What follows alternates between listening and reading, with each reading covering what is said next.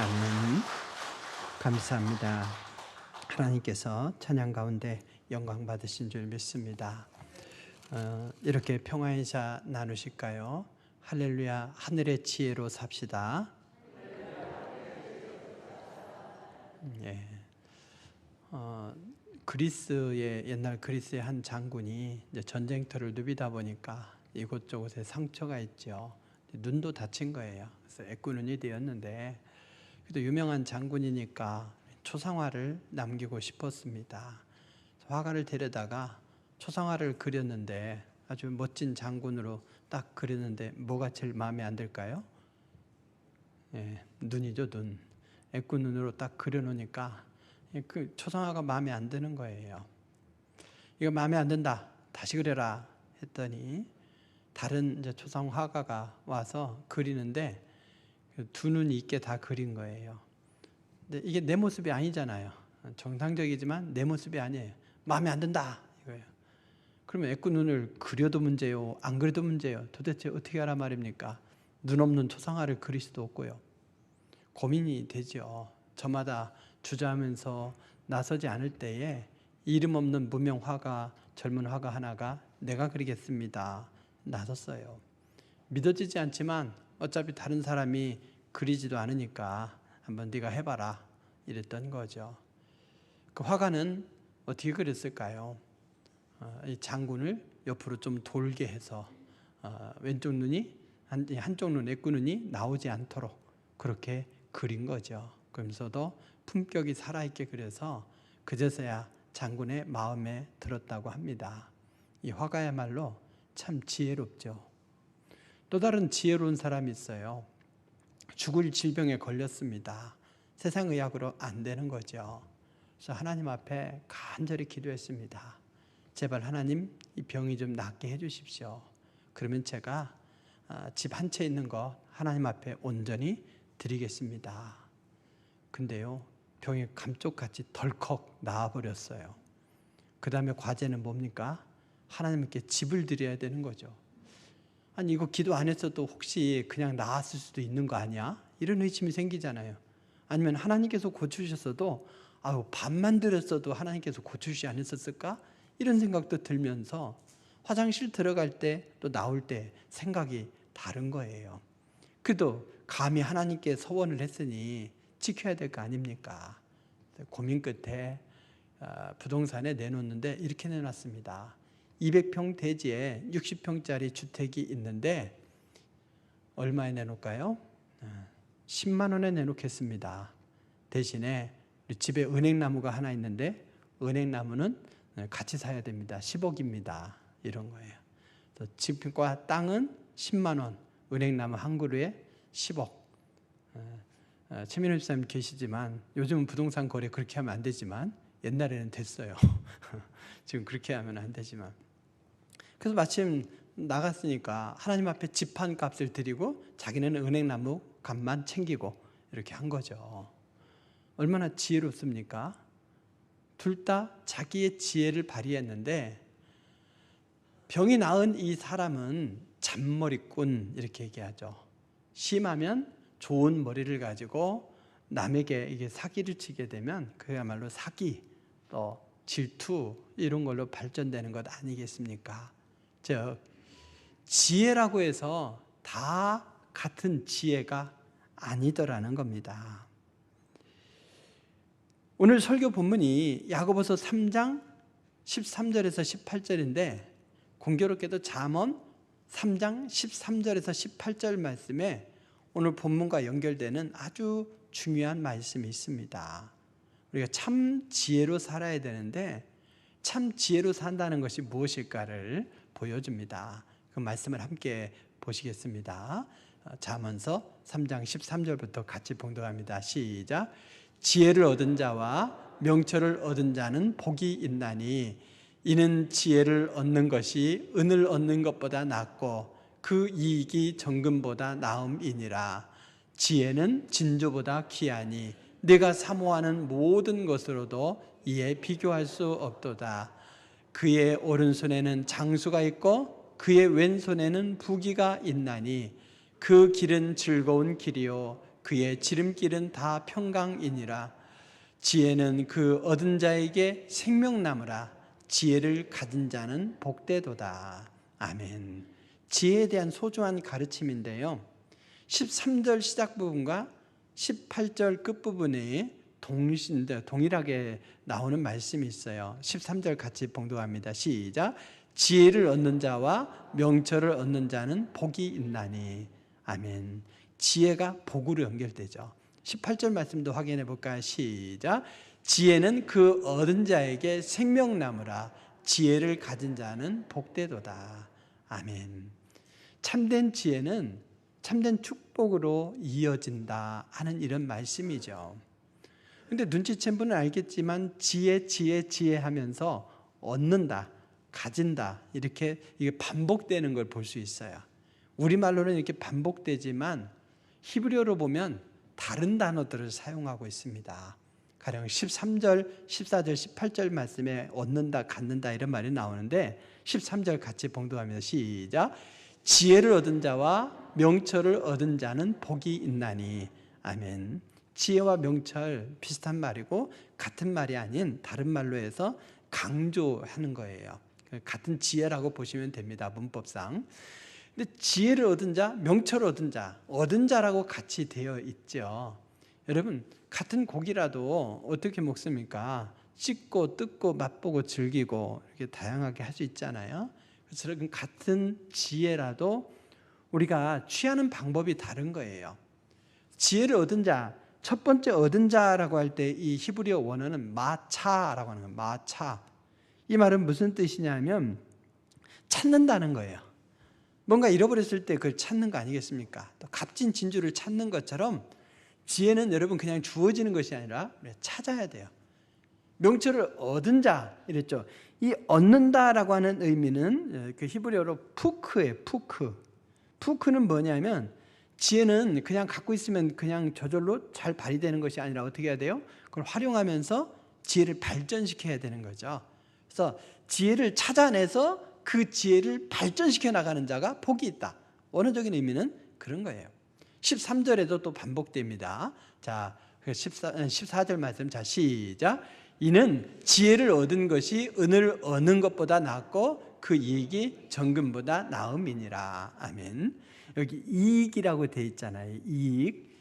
즉 얻는다는 이 의미는 뭐냐면 히브리어로 약간은 달라요, 단어가. 그러나 의미는 같아요. 또 히브리어는 자음만 있는데 자음은 똑같아요. 사하르라고 하는 그 자음인데 여기는 앞쪽은 약간 길게 사하르 이렇게 되고 뒷것은 사하르 이렇게 약간 짧아요. 그 차이고 의미는 같은 겁니다. 근데 사하르라는 이 말은 뭐냐면 뒤에 이익이 있듯이 뭔가 이윤을 취하는 걸 말해요. 즉 지혜를 얻는다는 건 뭐겠습니까? 뭔가 대가를 지불하고 무역행위 같은 거, 장사 행위를 해서 이득을 취하는 것을 말하는 거예요. 그래서 지혜가 말씀하고 있는 이득을 취하라는 거죠. 즉 13절 말씀과 연결해서 보자면 지혜를 찾아서 그 지혜를 잘 발전시켜서 지혜가 주는 유익을 누리자, 뭐 이렇게 해석할 수가 있겠죠. 얻는다가 반복되지만 히브리어는 달라요. 18절 말씀에 또 얻는다는 표현이 나오죠. 18절 말씀 같이 봉독합니다. 시작. 지혜는 그 얻은 자에게 생명나무라. 지혜를 가진 자는 복되도다. 아멘. 이 얻은 자, 가진 자 이게 다 이제 연결선상에 있지 않습니까? 히브리어로는 또 달라요. 앞부분에 이 얻은 자라고 하는 말은 하자크라고 하는 말이에요. 하자크라는 말은 뭐냐면 지혜를 강하게 한다. 강하게 한다. 그리고 뒤에 가진 자, 갖는다라는 이 말은 뭐냐면 히브리어로 타마크라고 하는데 이것은 뭐냐면 지혜를 꽉 쥐는 걸 말해요. 쥐는 것. 꽉 쥐는 것. 그래서 절대 놓지 않는 거죠. 다른 건 빼앗겨도 지혜만큼은 꼭 붙들고 놓치지 않아야 된다는 거죠. 그래서 지혜를 대하는 태도, 지혜가 참된 축복으로 이어져요. 근데 다 같은 지혜가 아니라겠죠. 참된 지혜를 꽉 붙들면 복된 삶을 살아가는데 지혜를 우리가 어떻게 대해야 될까라고 했을 때에 그 지혜를 찾아요. 지혜를 잘 개발해요. 지혜가 주는 유익을 취해요. 지혜를 아주 강하게 만들고 그러면서 그 지혜를 끝까지 꼭 붙들고 살아가면 된다는 거죠. 그러면 참된 축복으로 살아갈 수 있다. 이렇게 가르쳐주고 있습니다. 그러면서 14절, 15절, 그리고 16절, 17절, 즉 복과 복, 13절과 18절 사이에 있는 그 말씀을 보게 되면 결국에는 지혜를 얻는 것이 은금을 취하는 것보다 낫다 하면서 우리들의 물질관을 바꿔줘요. 그리고 또 장수와 부귀가 바로 참된 지혜에 있다 해서 우리 일상의 영역 속에서, 우리 인생의 영역 속에서 지혜롭게 살아야 된다는 거죠. 그러면서 또 17절 말씀은 일상생활 속에서 성실로 사는 거예요. 지혜 있는 자가 성실로 산다.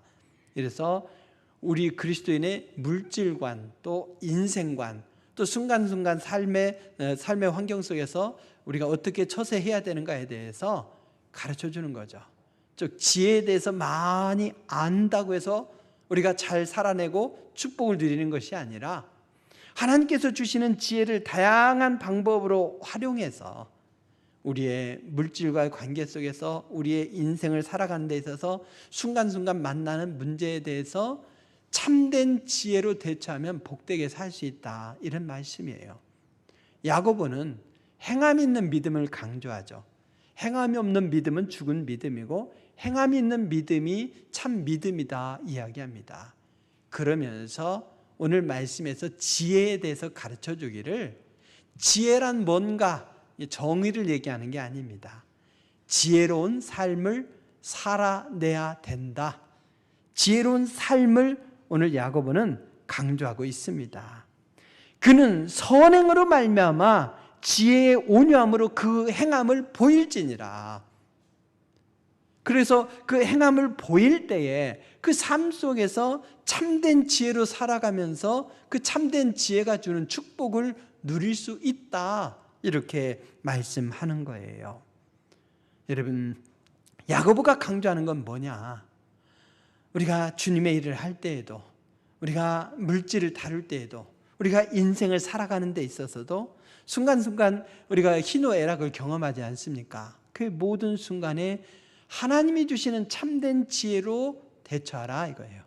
자기의 생각, 자기의 고집이 아닌 하나님의 지혜로 대처할 것을 권면하고 있습니다. 처음에 말씀드렸죠. 지혜라고 해서 다 같은 지혜가 아니다.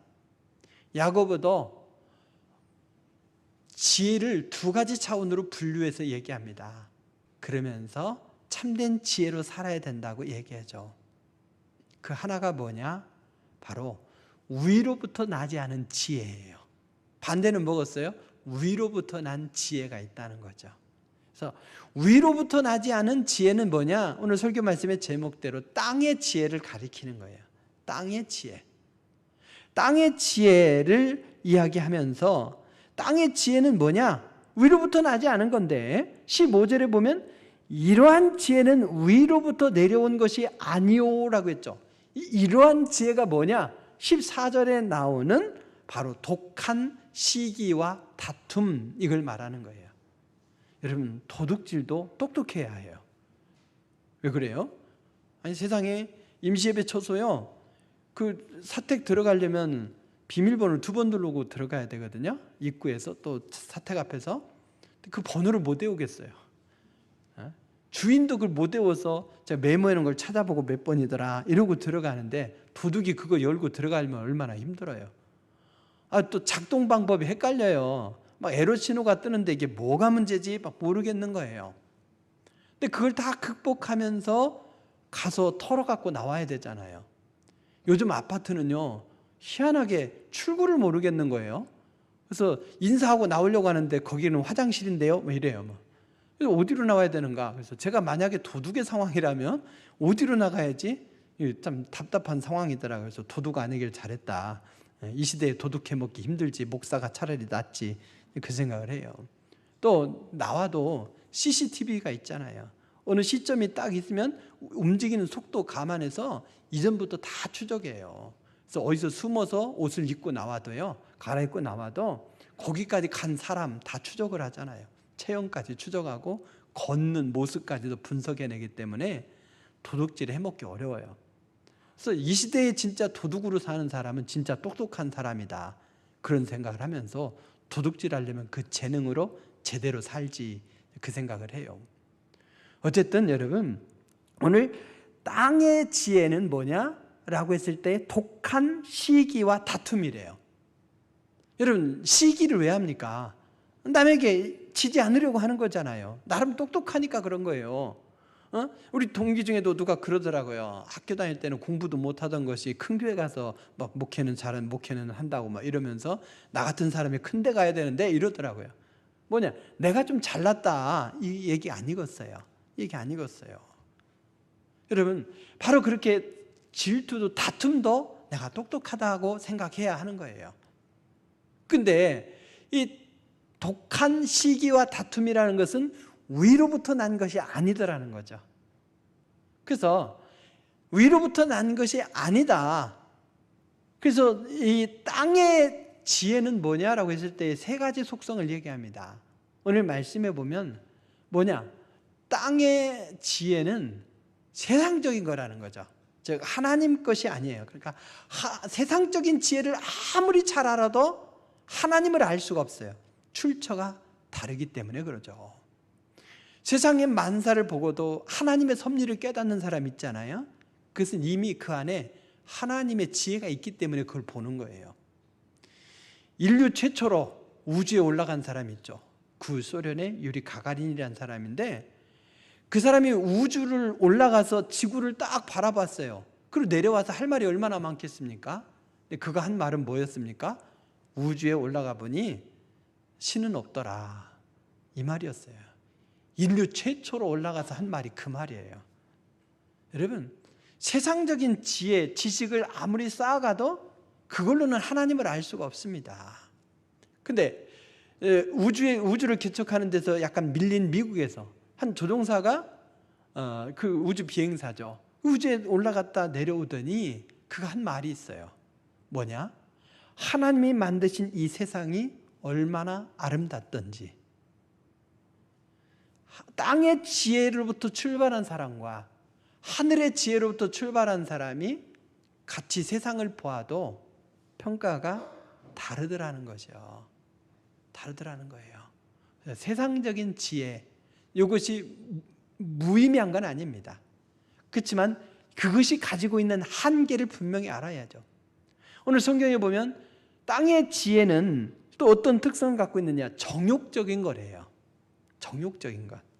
여러분, 인간적인 본성에서 나오는 것들은 그야말로 어떻게 됩니까? 혼란을 가져오는 거예요. 혼란을. 왜? 자기 욕심, 자기 본능에 충실하니까. 내가 저 사람 때리고 싶어요. 막 갑자기 때리고 싶은 마음이 생겨. 그대로 때린다, 참는다. 어떻게 해야 되겠습니까? 나는 자연인이다, 나는 마음 가는 대로 한다 하면서 패면 그 결과는 이제 또 쇠고랑이겠죠. 여러분, 하나님도 몰라보고 이웃도 몰라보는 이 교만, 이것이 땅의 지혜의 속성인 거예요. 그리고 마귀적인 것이라고 했어요. 마귀적인 것. 이게 귀신의 것. 즉 무슨 얘기냐면, 마귀가 하와에게 가서 이렇게 얘기하잖아요. 선악과를 먹지 못하게 한 것은 네가 그걸 먹으면 하나님과 똑같아질까 봐. 그러니까 하와가 그 말을 들으니까요, 아유, 하나님도 쪼잔하시지. 세상에 그걸 먹으면 하나님과 똑같아질까 봐 그것을 시기해서 나에게 못 먹게 했어? 이렇게 되는 거예요. 하나님의 선하고 기쁘신 뜻이 하나님의 시기로 바뀌는 거예요. 마귀의 생각이 들어가는 순간 결국 그것을 따먹었지만 하나님과 같아졌습니까? 또 하나님이 두려워서 숨게 됐을 때 마귀가 보호해 줬습니까? 아니죠. 그래서 땅의 지혜의 속성은 세상적인 것이고 정욕적인 것이고 마귀의 것이라고 했어요. 그러니까 듣기만 해도 왠지 인상이 쓰여지는 말들이죠. 결과가 좋겠습니까? 그 결과가 뭐냐라고 했을 때 오늘 말씀 16절은 그렇게 말씀하죠. 시기와 다툼이 있는 곳에는 뭐가 있다? 혼란과 모든 악한 일 뿐이다, 이거예요. 시기와 다툼은 결국 뭡니까? 그것은 혼란을 가져오고 악한 일만 생긴다는 거예요. 혼란, 즉 이 무정부 상태를 가리키는 거예요. 무질서 상태, 무정부 상태. 얼마나 사회가 혼란스럽겠습니까? 땅의 지혜는 세상의 많은 것을 알 수 있게 할지는 모르겠지만 하나님은 알 수 없는 지혜예요. 잠시 머물다가 죽음과 함께 소멸해버리는 지혜입니다. 인간의 근원적 문제에 대해서는 답을 줄 수 없는 지혜입니다. 위로부터 오지 않은 그 지혜는 시기와 다툼의 동기로 시작되어서 결국에는 정욕적이고 귀신적인 세상적인 그런 지혜이다 보니 이웃과의 관계를 도모하지 못하고 이기적이고 교만에 이르게 되면서 관계를 파괴하죠. 그래서 결국에는 혼란을 가져오는 겁니다. 우리는 땅의 지혜를 아주 무시해서는 아니 될 거예요. 그러나 그 지혜를 갖고는 이 세상을 아름답게 가져갈 수 없다는 것을 우리는 알아야 됩니다. 땅의 지혜를 넘어서서 하나님이 허락하신 하늘의 지혜를 사모하고 취하는 여러분 되시길 주의 이름으로 축원드립니다. 17절 18절 말씀을 보게 되면 위로부터 오는 지혜, 즉 하늘의 지혜를 말씀해요. 하늘의 지혜는 어떤 속성을 갖고 있느냐 했을 때에 첫째는 성결하고 다음에 화평하고 관용하고 양순하며 긍휼과 선한 열매가 가득하고 편견과 거짓이 없나니 화평하게 하는 자들은 화평으로 심어 의의 열매를 거두니라 이렇게 말씀했어요. 하늘의 지혜는 7가지 속성을 가지고 있다는 거죠. 첫째는 뭐라고 했습니까? 성결이에요. 성결. 즉 하나님은 거룩하신 분이죠. 성결하신 분이죠. 그래서 하나님으로부터 오는 지혜 또한 성결하다는 것이에요. 그래서 하늘의 지혜를 부여받은 우리 성도는 성결한 삶을 살 수밖에 없겠죠. 또 화평, 주는 평화이시다, 주는 화평이시다 이렇게 말씀하잖아요. 아들 예수님을 보내주셔서 하나님과 인간 사이가 화목하게 하셨고 또 인간과 인간 사이가 화목하게 하셨고 죄로 인해 인간과 피조 세계가 단절되었고 파괴했잖아요. 근데 그곳에 평화를 가져오시는 하나님이십니다. 그래서 우리 성도는 화평의 속성을 부여받아서 그렇게 살 수밖에 없는 것이죠. 관용이라고 했어요. 관용이 뭐겠습니까? 다른 사람의 감정을 깊이 이해하는 거예요. 역지사지의 마음이죠. 그렇게 다른 사람들을 이해하고 배려하면 관계가 좋아질 수밖에 없는 건 아니겠습니까? 여기 양순이라고 했어요. 양순은 뭐냐? 선량하고 순하다 이런 말이에요. 그래서 나의 생각, 나의 확신이 있지만 그것을 유보하고 다른 사람들의 생각, 제안을 기꺼이 수용하는 태도이죠. 무조건 이것도 좋고 저것도 좋다, 내가 없어지는 것이 아니라 넓은 마음으로 그걸 품고 수용하며 더 나은 결과들을 만들어 나가는 삶의 자세인 것이죠. 긍휼이 뭡니까? 긍휼과 선한 열매 이렇게 번역했는데 원어로 보면 사실 하나예요. 긍휼 곧 선한 열매가 가득하다 이렇게 말씀하는 거예요. 긍휼이 선한 열매라는 거예요. 그래서 긍휼은 뭐냐? 다른 사람의 고통을 이해하고 그 고통에 참여하면서 그 고통을 함께 지는 거예요. 함께 아파하는 거죠. 그러니 하늘의 지혜를 가진 성도는 삶 속에서 이웃과 이웃의 아픔을 함께 경험까지 하니까 선한 열매를 맺을 수밖에 없죠. 그리고 편견도 없고 거짓도 없다 이랬어요. 여러분, 이 하늘의 지혜의 속성, 성결, 또 화평, 또 관용, 양순, 그리고 긍휼, 편견과 또한 거짓이 없는 것, 이렇게 듣다 보면 땅의 열매와 달리 아주 기분이 좋아지지 않습니까? 그 자체로도 기분이 좋아져요. 그러니 그 삶을 살아내게 되면 그 결과가 좋을 수밖에 없습니다.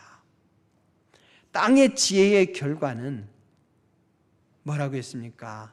아주 안 좋은 거였죠. 근데 하늘의 지혜의 결과는 화평하게 하는 자들은 어떻게 해요? 화평으로 의의 열매를 맺는다. 그렇게 말씀하지 않았습니까? 땅의 지혜가 혼란 또 악한 일뿐이라면 하늘의 지혜는 화평으로 의의 열매를 맺는다. 완전히 다른 열매를 맺는 거죠. 세상에서 같이 살아가지만 땅의 지혜로 살아가는 사람의 열매와 하늘의 지혜로 살아가는 사람의 열매는 완전히 다릅니다. 하늘의 지혜는 바로 성령을 통해 부여받는 지혜예요. 바로 믿는 백성들이 하나님의 자녀에게 주시는 특권으로서 그들에게 주님의 형상이 나타나고 삶의 흔적들이 주님의 뜻이 배어 있을 때에 그 자연스럽게 맺을 수 있는 열매인 것이죠. 그래서 야고보는 참된 지혜는 삶을 통해서 나타나야 되고 또 그럴 수밖에 없다. 그걸로 증명이 될 수 있고 또 그 열매를 보아 나무를 알 수 있는데 열매가 뭡니까? 화평으로 심어 의의 열매를 거두는 것, 이것이 참된 지혜의 결과이다. 이렇게 말씀하고 있는 겁니다. 사랑하는 성도 여러분, 지혜라고 해서 다 똑같은 지혜가 아닙니다.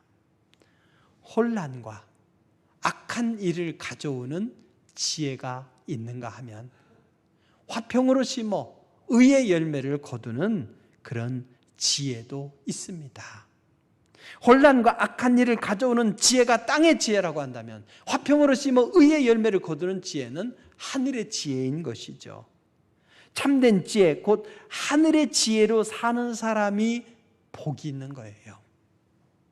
그가 하는 말과 그의 행동을 통해서 복음이 전파되고 하나님 나라가 드러나고 그러면서 그가 속한 공동체가 하나로 연합하게 되고 의의 열매로 많이 맺음으로 인해서 사람들의 마음이 넉넉해지죠. 행복과 기쁨이 풍성해지죠. 이게 하늘의 귀한 지혜로 살아가는 사람들이 있는 현장에 나타나야 되고 당연하게 나타나는 현상들인 겁니다. 성결하고 화평하고 관용하면서 양순하고 긍휼을 베풀고 편견을 갖지 아니하고 거짓이 없이 정직하게 행동하는데 악한 열매가 있겠습니까? 그 결과가 자신도 행복하게 하고 또 이웃들에게 행복을 가져다 주고 하나님께는 영광이 되는 것이에요. 그러므로 이미 말씀을 드린 잠언서 3장 13절에서 18절의 말씀처럼 참된 지혜가 이런 풍성한 참된 축복으로 이어진다는 것을 우리 생각하면서 잠언에서 얻고 얻은 것처럼 어떻게 해야 됩니까? 참된 지혜를 찾아야죠. 그 참된 지혜를 발전시켜야죠. 참된 지혜가 가져다주는 유익을 누려야죠. 참된 지혜가 흔들리지 않도록 굳건하게 세워야죠. 어떤 상황에서도 참된 지혜를 꼭 붙들고 살아가시길 바랍니다. 이 하늘의 지혜는 우리가 어디서 취할 수 있을까요? 이렇게 좋은 재료를 가지고 다양하게 요리할 수 있다면 하늘의 지혜를 우리가 가지고 이렇게 여러 방법으로 다양하게 살면서 풍성한 삶을 살아가며 참된 축복으로 이어갈 수 있는데 이 참된 지혜를 우리가 어디서 누릴 수 있느냐 이거죠. 결론적으로 이걸 말씀드리고자 합니다. 참된 지혜의 원천은 두 가지예요. 하나는 성경 말씀이에요. 말씀 속에는 구원의 진리가 있고 우리가 이 땅에서 어떻게 풍성한 삶을 살아갈 수 있는가 삶의 지혜가 여기에 담겨 있습니다. 그래서 여러분 그리스도인으로 산다면서 말씀을 섭취하지 않으면 참된 그리스도인으로 하늘의 지혜로 살 수가 없어요. 그리스도인으로서 주님이 허락하신 특권이 뭐냐? 참된 지혜로 살 수 있는 특권이에요. 하늘의 지혜로 살 수 있는 특권이에요. 그 특권이 바로 이 말씀 속에 있는데 말씀을 읽지 아니한다면 무엇으로 특권을 누리겠습니까? 바로 세속적인 삶으로 살 수밖에 없죠. 우리 성도들 중에 열심히 필사하시는 분들이 계셔요. 그런 소리 들을 때 얼마나 기쁘고 뿌듯한지 모릅니다. 또 열심히 성경을 읽으셔요. 그래서 목장 보고할 때 보면 다른 목장 따라올 수가 없어. 나이 들었는데 내가 뭐 하냐? 남는 시간 성경 말씀만 읽는다. 또 가정 예배를 꾸준히 그렇게 드리시는 분들이 계셔요. 시간 되면 성경 말씀을 읽으면서 말이죠. 그렇게 성경 말씀을 다양한 방법으로 씻고 뜯고 맛보고 즐기고 암송하고 묵상하고 속독하고 정독하고 하면서 다양한 방법으로 즐겨야 돼요. 사랑하는 성도 여러분, 이 시대에 말씀을 사랑하고 말씀을 다양한 방법으로 섭취하는 여러분 되시길 주의 이름으로 축원드립니다. 말씀이 복된 길이에요. 복받기 원한다 말로가 아니라 복의 원천인 말씀을 섭취하시기 바랍니다. 그리고 또 이 말씀을 섭취한 다음에 어떻게 해야 되느냐? 바로 기도해야 되는 거예요. 기도하게 되면 말씀을 우리의 삶 속에, 세상 속에 적용시킬 수가 있어요. 그러면 우리의 삶의 현실은 똑같은데 다르게 보이는 거죠. 유리 가가린이 또 미국의 우주 비행사가 같은 우주에 올라가서도 전혀 다른 걸 보았듯이 다르게 보이는 거죠. 어떤 분은 그래요. 10월 달에는 매출이 참 많았는데 11월 달에 매출이 없대요. 고민됐대요. 그러나 기도하는 중에 하나님께서 11월을 위해서 10월 달에 기대한 것보다 많이 거두게 하셨다 그러더라는 거예요. 그래서 그 말씀을 믿고는 11월에 이 삶이 불안한 삶이 아니라 오히려 여유 있는 삶이 되더라는 거죠. 그래서 하나님께서 다음에 채워주실 것을 믿게 되는 거예요. 똑같이 매출이 없는 상황이지만 그걸 놓고 기도하기 전과 그걸 놓고 기도한 후에 평가는 다르더라는 거죠. 그래서 여러분, 말씀을 많이 읽기만 하면요 머리만 커져요. 누군가를 가르치고 판단하고 정죄하게 돼요. 그 말씀을 내 삶에 적용시키면서 말씀이 주신 은혜와 승리로 살아가면서 참된 지혜가 주는 축복을 누리려고 한다면 말씀을 붙들고 기도해야 되는 것이죠. 그럼 기도하게 되면 하늘의 지혜가 우리의 삶 속에 적용되면서 우리의 삶이 어떻게 됩니까? 화평으로 심어 의의 열매를 거둘 수가 있게 되는 것입니다. 참으로 복된 삶을 살기를 원하십니까? 하나님의 말씀을 즐거워함으로 그리고 사랑함으로써 말씀을 붙드십시오. 그리고 그 말씀을 붙들고 기도함으로써 하늘의 지혜를 덧입으시기 바랍니다. 하늘의 지혜를 찾고 하늘의 지혜를 발전시키고 개발하고 하늘의 지혜가 주는 유익을 취하고 하늘의 지혜를 굳건하게 하고 그것을 꼭 붙들어서 이 땅에 참 평화를 가져오고 하나님께 영광 돌리고 나는 그 속에서 주님이신 은혜와 승리를 누리면서 살아갈 수 있기를 바랍니다. 이런 풍성한 길이 우리 앞에 놓여 있으니 말씀과 기도로 든든히 서가는 우리 모두가 될 수 있길 바랍니다. 기도하시겠습니다. 귀하신 아버지 하나님, 바로 참된 지혜는 실천이라고 했사오니 우리들이 이 말씀을 가슴에 새기는 것만이 아니라 참된 말씀의 근원인 우리 성경 말씀을 다양한 방법으로 섭취하고 그 말씀을 붙들고 기도하면서 우리의 삶 속에서 참된 지혜의 속성인 귀한 삶을 살아내면서 그 귀한 열매를 누리는 우리 모두가 되게 하여 주시옵시고 그 결과로서 하나님께 영광, 이웃들에게는 행복, 우리 자신에게는 귀한 위로와 보람으로 참된 승리로 이어질 수 있도록 도와주시옵소서. 우리들의 삶의 여정을 친히 책임지시고 인도하시는 주님을 믿사오며 예수님의 이름으로 기도드립니다. 아멘. 406장 찬송하시겠습니다.